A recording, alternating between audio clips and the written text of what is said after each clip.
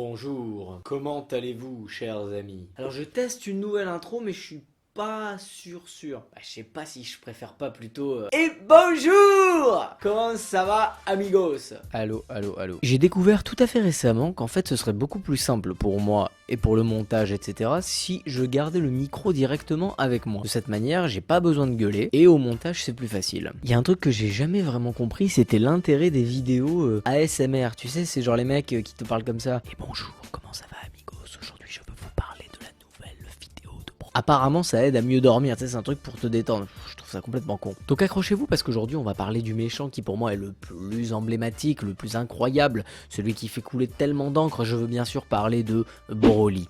Ou plutôt des Broly. Et avant d'aller plus loin, je souhaite dédicacer cette vidéo au petit Quentin, 10 ans. Donc c'est le fils de l'un de mes abonnés avec lequel j'échange assez souvent, qui apparemment a de très mauvais goût puisqu'il regarde toutes mes vidéos. Quentin, cette vidéo est pour toi et si tu as des questions, tu n'hésites pas à me les poser par la suite ou tu demandes à ton papa de me les poser et j'y répondrai avec plaisir. Bon, donc des choses à dire sur Broly, je suis pas le seul, j'en ai un paquet. Si Toriyama a décidé d'axer son nouveau film sur le personnage de Broly et de le canoniser par la même occasion, c'est pour une bonne raison. À l'évocation de son nom, les enfants que nous sommes restés frissonnons de plaisir mais également d'angoisse tant ce personnage nous a marqué. Créé par Shigehashi Yamauchi, le film Broly le super guerrier sorti en 1993 nous offre le méchant ultime, tant par son histoire, son lien avec Sangoku et sa personnalité, tout est dans ce film. La musique est sombre, tout comme l'ambiance générale du film, qui se veut beaucoup plus angoissant que tous les films que nous avons pu connaître jusqu'ici. Le personnage sera tellement apprécié qu'il en sortira ensuite deux derrière, dont le film Le Retour de Broly, bon, qui n'est pas aussi bien que le premier, mais qui nous offrira notre petit moment de frisson, notamment avec ce somptueux Kamehameha père-fils, fils au pluriel. Comment ça s'écrit d'ailleurs fils au pluriel? Mais qui est Broly? Et qu'a-t-il de si particulier pour que Toriyama décide de nous en remettre une nouvelle version 25 ans plus tard? La version de 2018 a-t-elle vraiment quelque chose à voir avec la version de 1993? Putain, avec ce truc, j'ai l'impression d'être Philippe Risoli. Et bienvenue dans le juste prix. Bon, ça marche pas, mais il faisait comme ça, Philippe Risoli. S'agit-il du même Broly? Et surtout, évidemment, quel est mon Broly préféré? Bon, normalement, si tu suis mes vidéos depuis un petit moment, tu sais déjà c'est lequel mon préféré, mais je vais quand même essayer d'argumenter un minimum. Et une fois n'est pas coutume, nous allons changer la musique de cette vidéo pour nous mettre un petit peu plus dans l'ambiance. Broly, que ce soit dans le film de 1993 ou dans le dernier, l'histoire du personnage commence relativement de la même manière. Broly est un Saiyan qui sort du cadre normal des limites de son peuple. En effet, à la naissance, Broly présente déjà une puissance spectaculaire pour un bébé de sa race, ce qui a dans les deux cas pour effet de rendre le roi Vegeta jaloux et inquiet, ce dernier décidant de se débarrasser de Broly et de son père dans les deux cas. Mais pourquoi les deux Broly sont-ils adultes si différents alors que leur histoire est sensiblement la même? Tout simplement car elle est sensiblement la même. Mais alors que le Broly de 2018 fut tout simplement éloigné sur une planète très peu dangereuse, sur laquelle il avait toutes les chances de survivre au vu de sa puissance démesurée, l'histoire du Broly de 1993 est beaucoup plus sombre. Le roi Vegeta, voyant que Broly deviendra un guerrier d'élite, décidera de se débarrasser de lui et de son père. Il poignarde Broly et fit jeter son père et lui sur une planète en voie de destruction. Broly, malgré sa blessure, réussira à sauver son père et lui-même grâce à son extraordinaire puissance. Mais aucune personne ne se remet d'un tel traumatisme d'enfance et Broly ne s'en remettra pas non plus. L'atteinte à l'intégrité physique de sa personne alors qu'il n'était qu'un bébé, couplé avec une puissance extraordinaire, auront raison de sa santé mentale. Broly deviendra effectivement en grandissant un véritable psychopathe, absolument incontrôlable, qui détruira des planètes en se marrant et ira jusqu'à blesser son propre père quand celui-ci tentera de s'interposer. Alors justement, parlant de son père, on va faire un petit retour justement sur le parallèle de la relation Broly-Paragus dans les deux films et essayer de les comparer. Que ce soit en 1993 ou en 2018, Paragus, le père de Broly, prendra très vite conscience du pouvoir de son fils et décidera de s'en servir comme d'une arme afin d'élaborer une vengeance contre le roi Vegeta et plus particulièrement contre son fils Vegeta 4. Dans le premier film, il fera croire à Vegeta qu'une nouvelle planète Vegeta est construite et que les Saiyans attendent un nouveau souverain en la personne de Vegeta, alors qu'il ne s'agit en fait que d'un décor construit par des esclaves de Paragus sur une planète en voie d'être détruite par une collision avec une météorite. Il souhaite donc attirer Vegeta dans un piège pour le faire disparaître. Le deuxième film de son côté nous présente un Paragus bien moins machiavélique qui saisit saisira simplement l'opportunité de se venger lorsqu'on le retrouve, lui et son fils. Mais il n'en reste pas moins sans scrupule, puisqu'il accepte volontiers de s'associer avec Freezer, alors qu'il se doute que ce dernier a détruit la planète Vegeta. Le point commun aux deux Paragus, afin de contrôler Broly comme une arme, Paragus mettra au point un dispositif spécial lui permettant de moduler la puissance de Broly quand celle-ci s'éveille. Donc voilà, tu vois, la relation Broly-Paragus, c'est la même. Quasiment, enfin c'est pratiquement la même. L'enfance c'est aussi presque la même, même si Broly de 93, comme je l'ai dit, il a quand même eu un traumatisme assez badass quoi. Si tu veux, le gamin il s'est fait poignarder alors que c'était un bébé. Donc bon. Maintenant, il faut dire que dans la construction du personnage de Broly de 1993, il y a un élément central de son histoire et de sa personnalité. Il y a un événement en particulier qui va moduler et qui va orienter la personnalité de Broly, bah c'est sa relation tout simplement avec Sangoku. Si le Broly de 2018 n'a aucune réelle raison d'attaquer Vegeta et Sangoku, excepté que ce soit le souhait de Paragus, le Broly de 1993, lui, n'a pas seulement été traumatisé par la tentative d'assassinat du roi Vegeta. Effectivement, nous apprenons dans l'intrigue du film qu'en fait, Goku et Broly sont nés le même jour, dans deux berceaux côte à côte, mais les deux personnalités des deux bébés s'exprimèrent à ce moment-là, et alors que Broly était un bébé très puissant, mais très discret et très timide, il fut choqué et constamment dérangé par les pleurs incessants de Sangoku, bébé déjà très turbulent. De cet épisode d'enfance va se créer une haine que gardera toute sa vie inconsciemment Broly envers Sangoku. Mais cette haine nous est complètement cachée jusqu'à un moment précis du film. C'est pour ça que je disais que vraiment j'aimais beaucoup le film de 93 et que je le trouvais beaucoup plus poussé, beaucoup plus mystérieux, etc. L'intrigue est incroyable.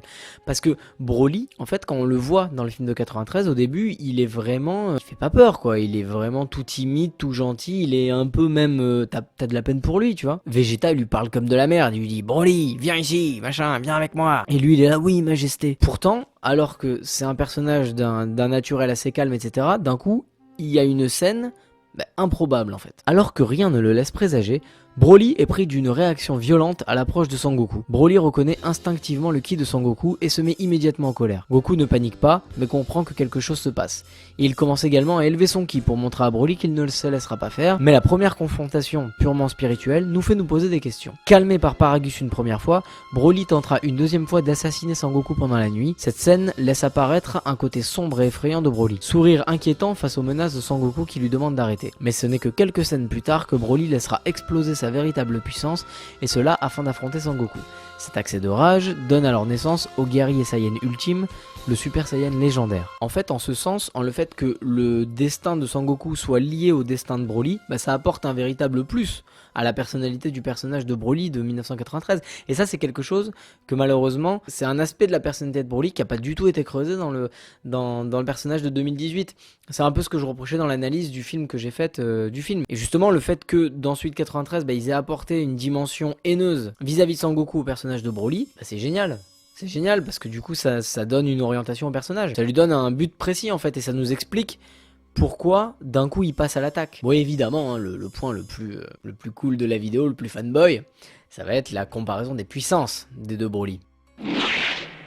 Bon alors évidemment, ça va de soi que si tu prends en compte le contexte, le Broly de 2018 est infiniment beaucoup plus puissant que le Broly de 1993, mais c'est normal parce que les personnages ont énormément évolué depuis, donc si tu les prends l'un à côté de l'autre et que tu compares juste leur puissance brute, ce qui n'a aucun intérêt, mais évidemment le Broly de 2018 est beaucoup plus fort. Sangoku du film Broly 2018, il pourrait défoncer le Broly de 1993 avec une baffe. Bon, il y a évidemment cette théorie de Gaki Parody qui dit que le Broly de 1993 en fait est beaucoup plus fort qu'un Super Saiyan Blue et qu'en fait le Saiyan Blue ne serait en fait qu'une étape intermédiaire pour atteindre le level maximum des Saiyans qui serait en fait le Super Saiyan légendaire de Broly. Je ne suis absolument pas d'accord avec cette théorie et mettez-moi dans les commentaires si vous souhaitez que je vous explique pourquoi je suis pas du tout d'accord. Malgré tout le respect que j'ai pour la vidéo de Gaki Parody qui est géniale parce que moi je l'ai vue 150 fois, elle est très distrayante, mais enfin la théorie qu'il avance pour moi n'est pas du tout cohérente et si vous voulez que je fasse une vidéo pour en parler, vous me le dites dans les commentaires et moi je ferai une vidéo vidéo spéciale pour expliquer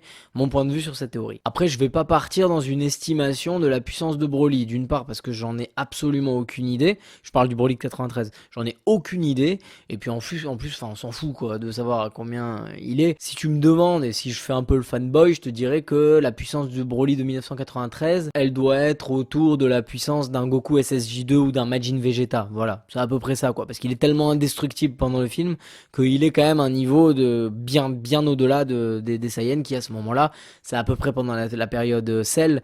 Donc voilà, tu prends un niveau qui est infiniment plus élevé que Sangoku contre Cell. Voilà, beaucoup plus élevé. Donc je dirais que c'est à peu près Majin Vegeta ou Goku SSJ2 quoi. Ça n'empêche pas que de son côté, effectivement, si tu remets pas les choses dans leur contexte, le Broly de 2018 a une puissance qui est 1 milliard de fois plus importante que celle du Broly de 93. Maintenant, alors je connais pas votre avis sur cette question, moi c'est mon opinion, mais si tu les prends chacun dans leur contexte, bah je trouve que le Broly de 1993 en fait donnait un aspect beaucoup plus indestructible que celui de 2018. L'ancien Broly est un personnage écrit et créé pour dégager une impression d'invincibilité. Il ne craint absolument rien, aucun des coups qu'il prend dans la tronche ne l'atteint, il prend un Kamehameha full power en pleine tronche, ça lui fait rien, et il reste toujours droit, tout sourire. Il fait preuve d'une cruauté sans nom, puisqu'il fait exploser la planète des petits esclaves en se marrant devant leurs yeux, annihilant ainsi tous leurs espoirs d'y retourner un jour. Il tente d'assassiner Gohan sous les yeux de Son Goku, et sa marque de fabrique, enfoncer la tronche de ses adversaires dans le béton, et ces scènes sont d'une cruauté sans nom qui m'ont personnellement profondément choqué lorsque j'étais minot. On revient d'ailleurs au bitume que Broly a l'air d'affectionner tout particulièrement lorsqu'il saute à pieds joints sur Son Goku de toutes ses forces au point qu'il l'enfonce dans le sol, toujours en se marrant. Et concernant sa puissance, il ne la contrôle tout simplement pas, au point qu'elle soit si gigantesque que lui-même ait besoin de la libérer car elle le dérange. Invincible, cruel, psychopathe, c'était ça l'image que le Broly de 1993 nous a donnée.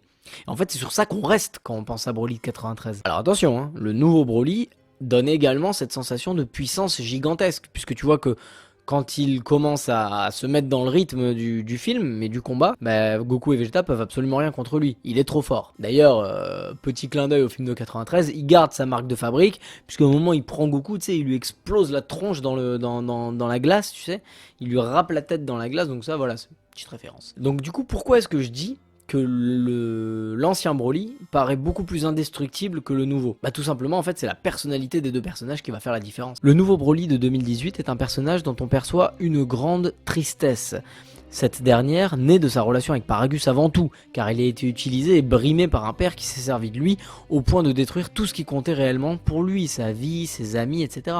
De plus, on ressent chez ce personnage une vraie gentillesse, aucune pulsion meurtrière, simplement un personnage qui a malheureusement été abusé à cause de sa puissance, une puissance qu'il ne peut pas maîtriser, une puissance qui le domine complètement. Il ne se bat pas avec haine ni violence, il se bat parce qu'on l'a conditionné à le faire. Mais même Goku lui dit pendant le combat que ce Broly n'est pas quelqu'un de mauvais. En fait, il se bat tout simplement parce qu'il n'a pas le choix. Preuve qu'il ne s'agit que d'un être innocent, malgré la vie dure que lui a fait mener son père et la haine légitime qu'il pourrait éprouver contre ce dernier, il explose de colère lorsque ce dernier meurt. L'ancien Broly, lui, était un psychopathe au possible. Il va lui-même tuer son père lorsque celui-ci tente de s'enfuir, bon, et de le tuer au passage. Et quelle mort terrible inflige-t-il à son père que de le broyer dans une capsule? C'est dégueulasse. Donc évidemment que l'ancien Broly est beaucoup moins fort que le nouveau. Mais en fait, si tu les mets chacun dans leur contexte, en fait, l'ancien Broly donne une sensation de puissance et d'invincibilité beaucoup plus grande du fait de sa personnalité narcissique, cruelle, psychopathe. Voilà, pour conclure, en fait, tout simplement, ce que je veux dire par là, c'est que si l'ancien Broly nous donnait cette sensation-là d'indestructible, etc., c'est tout simplement parce que c'était un méchant. Alors que le nouveau Broly n'est pas du tout un méchant. C'est pas plus con que ça. Et le fait que l'ancien soit un méchant et le nouveau ne le soit pas, et ben ça fait qu'on ne vit pas du tout les mêmes émotions pendant les deux films. Il y en a un qui nous fait peur, on se dit putain mais si jamais on le tue pas celui-là, ça va être la merde. Alors que le nouveau Broly, l'esprit du film et la personnalité qu'on a greffé à ce personnage fait qu'on a plus de l'empathie pour lui. C'est-à-dire que on a de la peine pour Broly, et encore une fois, c'est un personnage moi que j'ai trouvé vraiment cool, hein, Broly. Bon, jusqu'au combat, parce qu'après on sait plus rien de lui, mais quand il nous raconte son histoire, quand il nous raconte que malheureusement, il a perdu son ami, l'oreille arrachée par Paragus, et qui garde l'oreille en souvenir, etc. C'est un personnage très attachant, Broly de 2018, ce qui n'est absolument pas le cas de l'ancien Broly. Et évidemment, si je dois prendre position, puisque je le fais souvent, pour donner mon avis et dire quel est mon Broly préféré, bah, je dirais que c'est l'ancien, parce qu'il m'a fait vivre des choses beaucoup plus importantes et beaucoup plus profondes que le nouveau. Le nouveau m'a rien fait vivre à part un peu de tristesse pour lui, mais comme je le disais dans mon analyse du film, à partir du moment où il y a un combat, bah, on sait plus rien de lui. Alors que l'ancien, en fait, tout le long du combat, on a vraiment l'impression en fait de se trouver devant un véritable monstre, quelque chose de costaud, quelque chose dont il faut se débarrasser le plus vite possible parce que c'est une menace. Voilà. Et il était temps que je fasse une analyse complète du personnage de Broly. C'était quelque chose que je voulais faire depuis longtemps. J'espère que cette vidéo vous a plu. Vous allez me dire si le fait de tenir le micro ça vous gêne ou pas, et si au niveau du son vous sentez une différence. Moi du coup je parle moins fort et j'aime bien ça, mais bon, c'est quand même vous qui comptez en priorité. Voilà amigos, bah écoutez, si cette vidéo vous a plu, n'hésitez pas à me mettre un petit pouce bleu. Je réitère, et je le dis encore une fois, merci à tous ceux qui partagent les vidéos. Je vous mets toujours un petit commentaire à chaque fois que vous partagez parce que ça me fait vachement plaisir. Alors si vous partagez et que je mets pas de commentaires, c'est pas que je veux pas, c'est simplement qu'en fait votre profil est en privé et que du coup je peux pas voir que vous avez publié. Si vous le faites en public, je peux voir, mais si vous le faites en privé, malheureusement je peux pas le voir. Bon, en tout cas tous ceux qui partagent en public, vous pouvez demander à chaque fois, je viens, je mets un petit commentaire pour dire merci parce que je trouve ça super sympa tout simplement. Donc merci à tous ceux qui partagent.